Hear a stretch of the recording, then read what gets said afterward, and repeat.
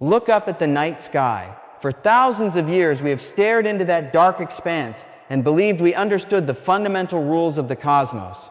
We believed the universe was a slow, majestic machine. First the Big Bang, then hundreds of millions of years of darkness. Slowly, gravity pulls gas together. The first stars ignite. Eventually, tiny galaxies form, emerging over billions of years to create the sprawling, majestic spirals we see today. It is a beautiful, elegant story. It makes perfect logical sense. But there is a problem. It might be completely wrong. Recently, we pointed our most powerful eye in the sky into a tiny patch of deep space. Looking back in time to the very dawn of creation, we expected to find the very scattered embers of infant galaxies. Instead, we found monsters. We found fully formed supermassive galaxies existing at a time when the universe was barely a toddler. According to everything we know about physics and the growth of cosmic structures, these massive ancient objects simply should not exist. There was absolutely not enough time for them to gather that much matter. It is like looking into a kindergarten classroom and finding a fully grown adult sitting among the children. This discovery is actively breaking our standard models of cosmology. It forces us to ask a thrilling but deeply unsettling question. What if the foundation of our understanding is flawed? What if there is a hidden mechanism, a secret force in the early universe that we have completely missed? We are about to take a journey to the very edge of space and time to unravel this impossibility. If you are as fascinated by the deep mysteries of the cosmos as I am, take a moment to subscribe to Greene Theory right now. Join me. Let us pull back the curtain on a universe that refuses to play by our rules. Imagine walking into a grand ancient library. The shelves are lined with thousands of heavy leather-bound books. The wood floors are worn smooth by centuries of footsteps. You know instinctively that a place like this does not appear overnight. It requires architects to draw the blueprints, stonemasons to lay the foundation, carpenters to build the shelves, and generations of scholars to write and collect the books. It takes time, a vast, undeniable amount of time. For decades, we viewed the universe through this exact same lens of slow, methodical construction. In cosmology, we call this the bottom-up model of galaxy formation. And for a very long time, it was the undisputed law of the land. Let me walk you through how we thought the cosmos was built. 13.8 billion years ago, our universe exploded into existence. But it was not born filled with stars and planets. It was a chaotic, blazing hot soup of fundamental particles. As the universe expanded, it cooled over hundreds of thousands of years. That blistering fog settled down, allowing the very first atoms to form. Mostly hydrogen, a little bit of helium. Then came the Dark Ages. For hundreds of millions of years, the universe was a pitch-black, silent void. There was no light because there were no stars to shine. But in that darkness, gravity was quietly doing the heavy lifting. Gravity is the ultimate cosmic architect, but it is an incredibly weak force. It works slowly. Imagine gathering dust in a massive empty room just by letting it naturally drift together. It takes forever. In the early universe, slight ripples in the density of that primordial gas exerted a tiny gravitational pull. Very, very gradually, these invisible pockets of gravity began to pull the hydrogen together into massive swirling clouds. Eventually, deep inside these dark clouds, the pressure and heat became so intense that nuclear fusion ignited. The first stars blinked on, but these were not galaxies yet. They were just scattered campfires in an endless night. Over hundreds of millions more years, gravity pulled these early star clusters together to form dwarf galaxies. Think of these as the small, humble villages of the cosmos. To get a magnificent, very sprawling metropolis like our own Milky Way galaxy, which contains hundreds of billions of stars, those small cosmic villages had to crash into each other and merge. They collided, combined, and grew piece by piece over billions and billions of years. This process is messy, it is violent, and above all, it is incredibly time-consuming. This hierarchical model was not just a guess. It was the bedrock of modern astrophysics. It matched our computer simulations. It matched what we saw through the Hubble Space Telescope. We had the blueprint of the universe figured out. The timeline was set in stone. We believed that if we could look far enough back in time, back to the first 500 million years after the Big Bang, we would only see the cosmic toddlers. We expected to see small, messy, chaotic clumps of gas and early stars just barely beginning to find their structure. We expected to see the foundation stones, not the finished castles. And that brings us to the most powerful time machine humanity has ever built, the James Webb Space Telescope. We launched this marvel of engineering 1,000,000 miles away from Earth, shielded it from the heat of the sun, and opened its golden mirrors to capture the faintest infrared light from the very edge of the observable universe. Because light takes time to travel. Looking deep into space literally means looking back in time. We pointed Webb at a patch of empty sky and told it to look deeper than we had ever looked before. We were finally going to see those cosmic toddlers. We were going to watch the slow, agonizingly gradual birth of the first galaxies. But the data came back, and as the images were processed, a collective shiver went through the astrophysics community. The bedrock of our understanding cracked, because what we saw in the cosmic dawn was not a scattering of infant stars. We saw colossal mature structures. We saw galaxies so massive and so bright that they threatened to rewrite the entire history of the cosmos. Let me paint a picture of exactly what we found in that data. When astronomers look at the images from the James Webb Space Telescope, they do not just see pretty pictures. They see data encoded in light. Light that has been traveling across the void for over 13 billion years. Because the universe is expanding, as that ancient light travels through space, it gets stretched out. Imagine drawing a wave on a rubber band and then pulling the ends apart. The wave gets longer. In physics, longer wavelengths of visible light shift toward the color red. We call this red shift. The redder the light, the farther away the object is, and the further back in time we are looking. Webb was designed specifically to see infrared light, which is light that has been stretched far beyond the red we can see with our human eyes. When we looked at this deeply red-shifted light, corresponding to a time just a few 100 million years after the Big Bang, we found several glowing red dots. At first, they looked like simple, unassuming smudges. But when we analyzed the spectrum of that light, when we weighed those galaxies using the laws of physics, the numbers did not make any sense. We found galaxies containing a stellar mass equivalent to tens of billions of times the mass of our sun. One of them, sitting in a time when the universe was barely a newborn, appears to be as massive as our entire Milky Way. Let that sink in. Our Milky Way took over 13 billion years to reach its current size, very slowly cannibalizing smaller dwarf galaxies and steadily churning out new stars. This ancient anomaly managed to pack in the exact same amount of mass in a mere fraction of that time.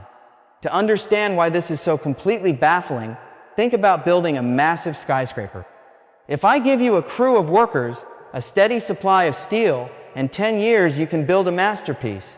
But if I demand that same skyscraper with the same crew finished in exactly 2 days, you would tell me it is physically impossible. The concrete would not have time to dry. The cranes cannot move that fast. There is a fundamental limit to how quickly the structure can be assembled. The universe has fundamental limits too. To grow a galaxy that massive, that quickly, the standard model of cosmology dictates that the galaxy would have to convert nearly 100% of its available gas into stars. But here is the hard physical truth. A star formation is incredibly inefficient. When a massive star ignites, it produces intense radiation and fierce stellar winds. When large stars die in supernova explosions, they blast violent shock waves outward. All of this violent energy pushes the surrounding hydrogen gas away. It blows the building materials right out of the galaxy. It is a natural regulation mechanism. The very act of forming stars prevents more stars from forming too quickly. In the local universe, a typical galaxy might convert only about 10% of its gas into stars. But these ancient monsters, they would need to be operating at near perfect efficiency, turning almost all their gas into stars in a blink of cosmic time, is somehow completely ignoring the explosive pushback of stellar winds and supernovas. It defies the laws of thermodynamics. It defies gravity. It defies the very mechanics of how gases behave under pressure. At first, many of us in the physics community were skeptical. We thought perhaps the telescope calibration is slightly off. Perhaps there is an excess of cosmic dust tricking our sensors, making these galaxies look heavier than they actually are. In science, you always question the instrument before you rewrite the laws of physics. But month after month, rigorous follow-up observations have rolled in. We have used spectroscopy to confirm their distances and their masses beyond a shadow of a doubt. The telescope is not broken. The data is real. The monsters are out there. We are staring at objects that are fundamentally incompatible with the timeline of our universe, and this leaves us standing on the edge of a terrifying intellectual precipice. If the galaxies are real and our measurements are accurate, then something else must be profoundly fundamentally wrong. To understand the sheer magnitude of this paradox, I need to introduce you to the invisible architect of the cosmos. To see why these ancient galaxies break our models, we have to look past the glowing stars and talk about what is holding them together. We have to talk about dark matter. Imagine building a colossal towering roller coaster. You do not just start laying the steel tracks in thin air. First, you have to build a massive complex structure of support beams and concrete pillars. That underlying scaffolding dictates exactly where the tracks can go and how high they can reach. In our universe, normal matter, the atoms that make up you, me, the planets, and the glowing stars, is just the tracks. Dark matter is the scaffolding. We cannot see dark matter. It does not reflect, emit, or absorb light. We do not know exactly what fundamental particle it is made of, but I can assure you it is real because we can measure its gravitational pull. It makes up roughly 85% of all the mass in the physical universe. Without it, the galaxies we see today, including our own Milky Way, would literally spin apart and dissolve into the void. Our entire standard model of cosmology is built on this invisible foundation. In the searing heat of the early universe, normal matter was too energetic and too hot to clump together. It was constantly being blown apart by intense radiation. But dark matter is different. Because it does not interact with light, it ignored the radiation. It just quietly began to collapse under its own weight, creating massive invisible gravitational wells. We call these dark matter halos. Once these invisible halos grew large enough, they acted like cosmic sinkholes. The normal hydrogen gas eventually cooled down, fell into these sinkholes, compressed and ignited into the first stars. This is a very specific, inescapable sequence of events. The invisible scaffolding must be built first, and only then can the galaxies light up. And here is where we hit a brick wall of logic. Here is the paradox. We know exactly how much dark matter exists in the universe. We also know exactly how fast it can collapse. We know this because we have mapped the cosmic microwave background, the literal fading afterglow of the Big Bang itself. That afterglow gives us the exact starting conditions of the universe. It is the blueprint. When we take that blueprint and run the numbers, and trust me, we have run these equations on the most powerful supercomputers on Earth, we find a hard mathematical limit. Gravity moves at the speed of light, and it exerts a very specific force. There was simply not enough time in those first few 100 million years for dark matter to build halos large enough to hold these monster galaxies. It is a true paradox. If the dark matter scaffolding did not have time to exist, the normal matter had nowhere to pull. The sinkholes were not deep enough. The foundation was not there. Yet, through the lenses of the James Webb Space Telescope, we are staring directly at the brilliant light of tens of billions of stars. They are hanging there in the deep void, completely defying the gravitational rules of the dark matter halos. We absolutely know they need to exist. We are caught in a trap and we have two choices to escape it. Both of them threaten to break physics as we know it. And one, our understanding of how normal gas turns into stars is completely wrong. Perhaps early stars formed at terrifying speeds, somehow bypassing the need for massive dark matter halos.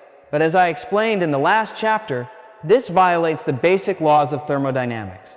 The exploding stars should have blasted the remaining gas away, stopping the galaxy from growing. Almond 2 is even more terrifying for a physicist. What if our understanding of dark matter, and perhaps gravity itself, is fundamentally flawed? What if dark matter clumps together much faster than gravity should allow? But here is the catch. If we change the mathematical rules of dark matter to fix the early universe, we completely break the model that perfectly explains the modern universe. If dark matter clumps that fast, the Milky Way and every galaxy around us should look vastly different than they do today. We cannot explain the past without destroying our understanding of the present.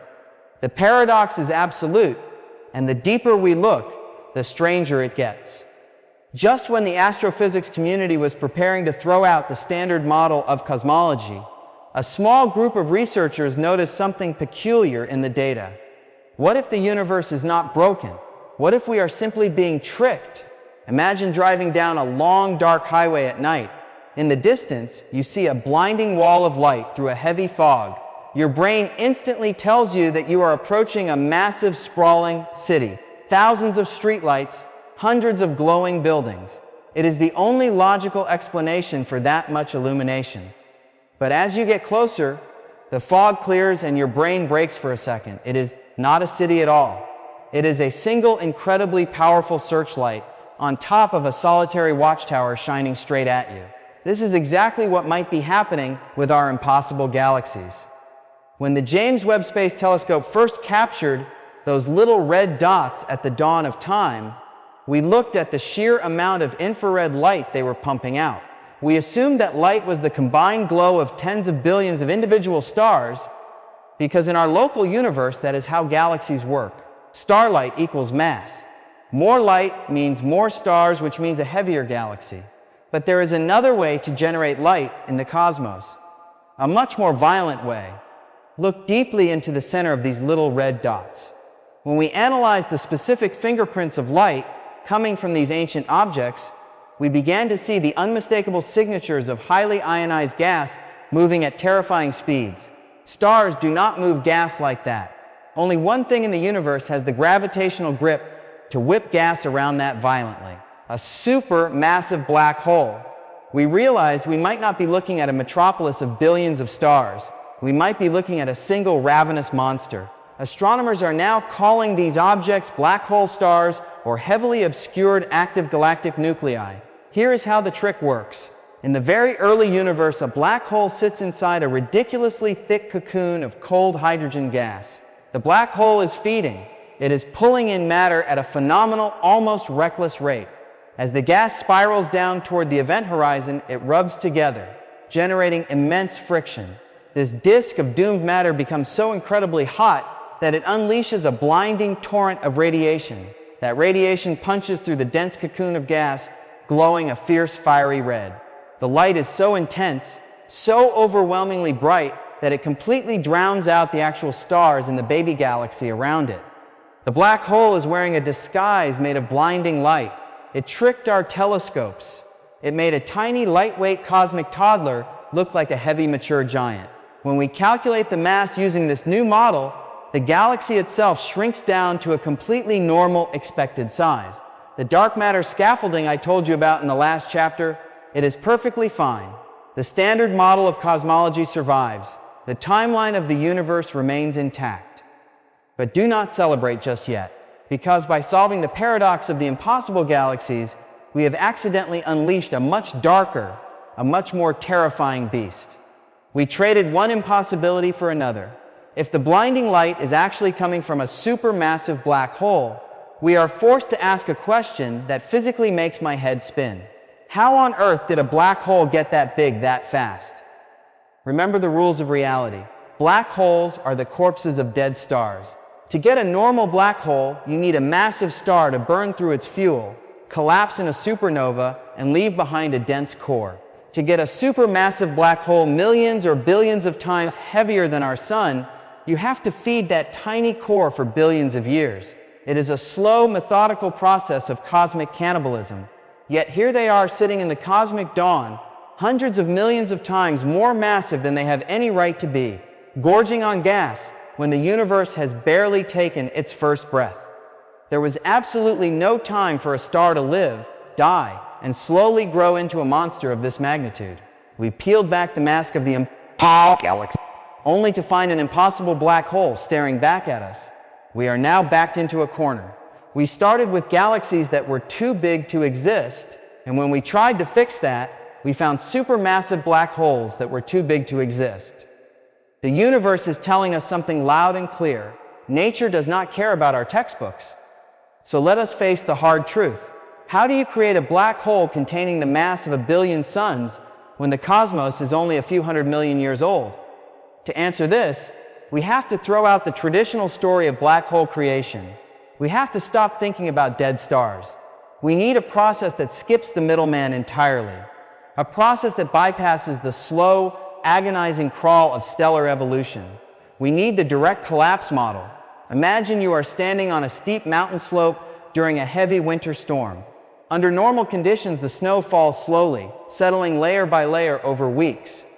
That is stellar collapse. The gas slowly cools down, forms a star, burns through its fuel over millions of years, and eventually collapses. A direct collapse is an avalanche.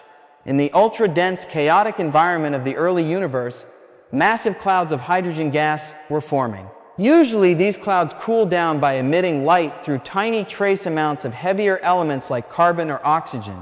As the gas cools, it breaks apart into smaller fragments like water droplets, forming clouds. Those tiny fragments collapse into individual stars. But at the dawn of time, those heavier elements did not exist yet. There was no carbon. There was no oxygen. There was only raw, very pristine hydrogen and helium left over from the Big Bang. If a massive gas cloud is kept warm, perhaps bathed in intense ultraviolet light from a neighboring cluster of early stars, it cannot cool down. It cannot fragment into smaller pieces. Instead of forming thousands of tiny stars, the entire colossal cloud containing the weight of tens of thousands or even millions of suns collapses as a single undivided monster under its own crushing gravity. There is no supernova. There is no star. The entire cloud falls inward in a violent, catastrophic implosion. It collapses directly from a cloud of pristine gas straight into a supermassive black hole seed. A direct collapse black hole is born fully grown. It skips the infant stage entirely. This idea was pure theoretical physics for decades, an elegant mathematical dream drawn up on blackboards to explain something we had never actually observed. But the data sitting on our screens today is making this wild theory look remarkably like reality. Yet even direct collapse pushes the boundaries of physical possibility, because even a direct collapse seed needs to eat. And black holes are notoriously messy eaters. When matter falls toward a black hole, it heats up, producing intense radiation pressure. That radiation pressure pushes back against incoming gas. Physics dictates an absolute speed limit on how fast a black hole can swallow matter without blowing its food supply away into deep space. We call this the Eddington limit. If these ancient black holes grew within the standard rules of physics, even starting from a massive direct collapse seed, it would still exceed the Eddington limit. They would have to be feeding continuously at maximum capacity every single second of their lives without ever taking a breath, or they were violating the Eddington limit altogether. They were engaged in super Eddington accretion, gorging on gas at a rate that should physically blow the surrounding gas away. But somehow gravity was overpowering the light, forcing the matter down the hatch. Anyway, look at what we have been forced to do. To explain these deep space observations, we have had to push every single one of our physical models to their absolute extreme limits. We are invoking direct collapse implosions that we have never directly witnessed. We are assuming runaway accretion rates that defy standard thermodynamics. This is the hard truth of modern astrophysics right now. We are standing on the razor-thin line between revolutionary new physics and the terrifying realization that our basic understanding of the cosmic timeline is incomplete. We have reached the absolute limit of the known. When we look at these possible objects, these supermassive black holes masquerading as oversized infant galaxies, we are not just looking at a glitch in the data. We are looking at a fundamental rewrite of the cosmic story. For a century, I and every other physicist taught a very specific sequence of events. First came the cooling gas, then the first stars, then the merging galaxies, and finally, after billions of years of dead stars colliding and combining, the supermassive black holes formed at their centers. It was a neat logical progression, a beautiful, intuitive chain of cosmic evolution. But the universe is under no obligation to make intuitive sense to a human mind. What these direct collapse black holes suggest is a timeline that runs completely backward. In the freezing, very silent darkness of the earlier universe, before a single star had ever ignited to bring light to the void, massive clouds of pristine hydrogen were already collapsing under their own immense crushing weight. The void was not empty and waiting, it was quietly incubating monsters.